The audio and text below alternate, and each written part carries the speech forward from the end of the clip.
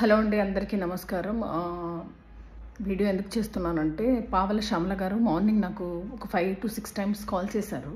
తనకి మనీ అసలు నిల్ and health చాలా చాలా డ్యామేజ్ అయింది. వాళ్ళ డాటర్ది, ఆమెది బాగా ఏడ్చారు. సో తనకు ఉండే షెల్టర్ నుంచి వాళ్ళు పంపించేశారు. తను ఇప్పుడు రోడ్డు మీద, కుక్కడపల్లి దగ్గర రోడ్డు మీద వర్షంలో తడుస్తూ ఉందంట.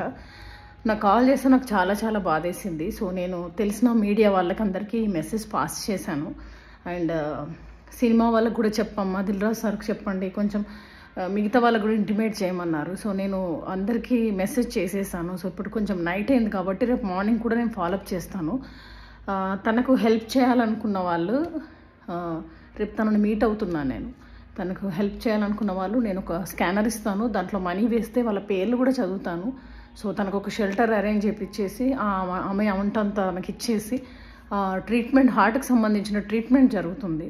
సో చాలా డిప్రెషన్లో ఉంది, బాగా ఏడుస్తున్నారు. మాట్లాడితే ఎలా అంటే అలా ఏడ్చేస్తున్నారు. నాకు గంటకి ఫోన్ చేస్తుంది, అక్కడ పంపియమ్మా, ఇక్కడ వెహికల్ బుక్ చేయమ్మా, అటు పంపమ్మా, ఇటు పంపమ్మా, ఏమన్నా ఉంటే చూడమ్మా అని చెప్తానే ఉంటుంది.